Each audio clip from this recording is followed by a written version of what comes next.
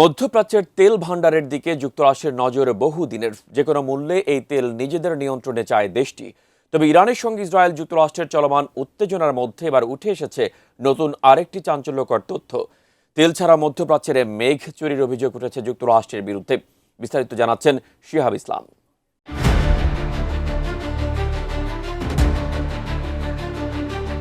মধ্যপ্রাচ্যে তেল সংকট ঘিরে উত্তেজনার মধ্যেই এবার শুরু হয়েছে নতুন এক বিতর্ক।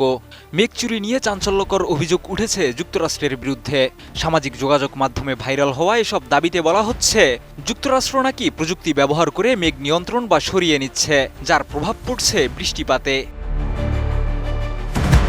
ইরাকের সংসদ সদস্য আব্দুল আল খাইকানি সম্প্রতি এক সাক্ষাৎকারে দাবি করেন, যুক্তরাষ্ট্র বিমান ব্যবহার করে মেঘ ভেঙে ফেলা বা সরিয়ে নেওয়ার চেষ্টা করছে। তার ভাষ্য অনুযায়ী সাম্প্রতিক সময়ে ইরাকে বৃষ্টি বাড়ার কারণ হলো যুক্তরাষ্ট্র এখন যুদ্ধ নিয়ে ব্যস্ত, ফলে এই তথাকথিত কার্যক্রম বন্ধ রয়েছে।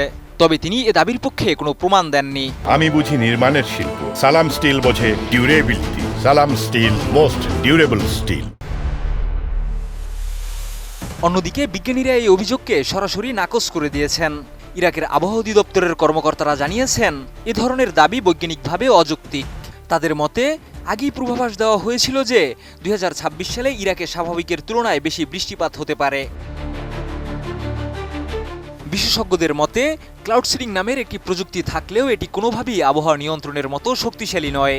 এই পদ্ধতিতে বিদ্যমান মেঘে বিশেষ কণা ছড়িয়ে সামান্য পরিমাণে বৃষ্টিপাত বাড়ানোর চেষ্টা করা হয়, যার প্রভাব সর্বোচ্চ 10 থেকে 15% হতে পারে। আবহাওয়া বিজ্ঞানীরা আরও বলেছেন, এক অঞ্চলে ক্লাউড সিডিং করলে অন্য অঞ্চলে খরা তৈরি হয় এমন দাবিরও কোনো প্রমাণ নেই।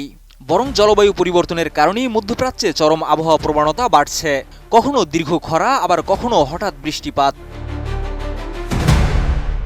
এছাড়া বিশ্বজুড়ে গবেষণায় দেখা গেছে, তাপমাত্রা বৃদ্ধি ও অনিয়মিত বৃষ্টিপাত এই অঞ্চলের পানি নিরাপত্তাকে আরও ঝুঁকির মধ্যে ফেলছে। আর এই জটিল বাস্তবতার মধ্যেই সহজ ব্যাখ্যা খুঁজতে গিয়ে অনেকেই ষড়যন্ত্র তত্ত্বে বিশ্বাস করছেন। বিশেষজ্ঞরা সতর্ক করে বলছেন, বৈজ্ঞানিক তথ্যের বদলে গুজব বা ভিত্তিহীন দাবিতে বিশ্বাস করলে প্রকৃত সমস্যার সমাধান আরও কঠিন হয়ে পড়ে। মেঘ চুরি নিয়ে আলোচনা যতই উত্তপ্ত হোক না কেন, বর্তমান বৈজ্ঞানিক তথ্য বলছে, আবহাওয়া নিয়ন্ত্রণের মতো কোনো উন্নত প্রযুক্তি এখনও মানুষের হাতে নেই। মধ্যপ্রাচ্যের পরিবর্তিত আবহাওয়ার পেছনে মূল কারণ জলবায়ু পরিবর্তনই। শিহাব ইসলাম, ATN নিউজ।